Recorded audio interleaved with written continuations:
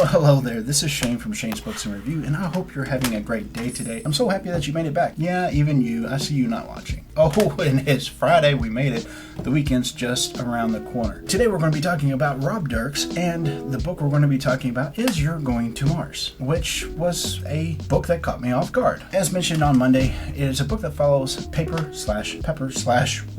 She has this story throughout the entire book where it's about personal development, her accepting herself for who she really is and figuring out what it is exactly that she wants to accomplish and who she wants to become. We start out in this place. There's these filler cities where they've learned how to harness the energy of ourselves. We are a wasteful society these days, and civilization is making it more and more so where things are throwaway, and the book capitalizes on that. Could bring up a good discussion or make some people think about, well, maybe we should repair instead of get rid of. Paper gets a secondary chance. Not a lot of the time does that happen in a person's life. She's able to drag herself up and then join the other participants in a contest where she gets to see if she gets to go to space or not. And as the story progresses along, we get to watch her develop more and more into a fully functioning individual, and that is awesome in a lot of ways. Anytime that I read a story where I get to see a character go from point A to point B, sure, it's a life-changing event for them,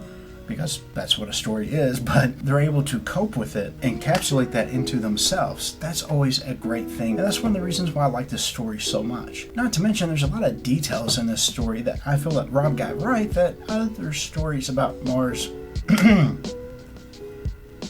might not have. Can you guys and girls hear that? This isn't New York City. That, and there's a sheet of ice on the ground, so it really amazes me that they're even out there doing this. Anyway, to answer the question that I had on Friday that I asked you guys and girls, does Rob fall into the trope of same voices, different character names in this book? No, he doesn't. And that was absolutely astounding to me. And Rob certainly surprised me on that.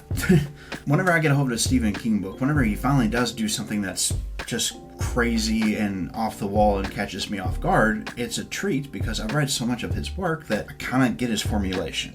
Whenever it comes to the books that I've read from Rob so far, the first two had the same voice. This one had a completely different voice. On the Audible recording for You're Going to Mars, he doesn't actually narrate this book. Instead, they entrusted it to somebody else. The narrator is Christine Van. And you thought I was going to say that name wrong, didn't you?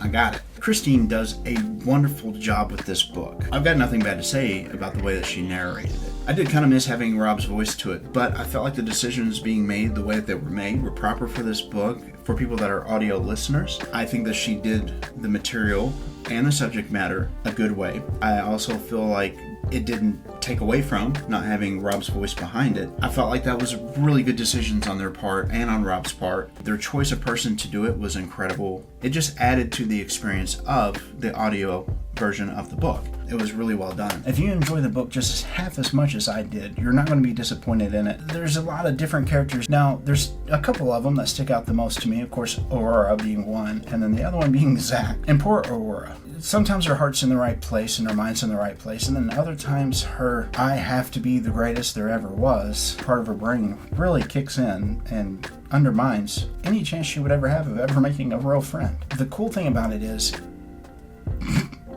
it appears that Rob did a little bit of research or had a research team that helped him along with this book, because there's a lot of details, like I said, that he got right, and we don't need to make a list. It was just well done, and it was much appreciated as well. Now, about those filler cities, I did mention that was a thing. Here's how those things became a part of daily life. There was a family that had found that with the methane and the gases that are released from a bunch of garbage, that they could accelerate the process and make a super fuel, and then that family ends up making deals with governments across the world to make these filler cities where all the stuff goes to. Just imagine a big dump. And then the people that work inside of those filler cities, they will go through all the trash, sort it out, and anything that they could resell gets sent out for being resold, repaired, etc. Then the rest of it that would break down, they collect all the methane gas. Not only is that a thing that's happened in that family's there, but they executed a scheme of getting the first people that moved in to sign away future generations' rights. And in the contract, they even give away their citizenship of the country that they live in, so they're a non-classed society, which has got to be a pretty hard way to live. We have this family that absolutely hates it whenever people get away from the filler city, because I'm sure they don't want the work conditions, etc. to be spoke about, but also they feel like each and every individual that lives within those filler cities are their tangible property, and they have every right to hunt them down and execute them so that others don't feel like they can escape too. And therein lies a beautiful little Easter egg of a surprise for you whenever you get to that point in the book. Whenever she does get out and she's going down the road, one of the first stops they make, she's given a sucker, that's a strawberry sucker. She's amazed immediately because she realizes that for the first time in her life, she's not breathing in methane with everything else, and she can actually smell it. And then she finds some lavender plants as well. Robin/Paper, she absolutely loves that experience. Now, further on down the road, pardon the pun, we find out more about the society that they're living in, how much more of a dystopia it is from our own world today. They finally make it to the contest. When she gets dropped off, she meets this character by the name of Zach. Zach is a character that really stands out to me. I can understand where that guy's coming from in a lot of ways. A lot of the things that he talks about, I can understand. Even the way that he phrases things, I have been guilty of doing the same thing. Especially in a particular scene where the family has found her, and he's like, "You're not listening to me. What I said is this." I get that. I've been that guy. I've said that thing. Whenever I first heard of him in this book, I was like, okay, you're going to be a tool, aren't you? And I was so delightfully wrong. I like it whenever that happens. Not the being wrong part, but delightfully wrong. There's a difference.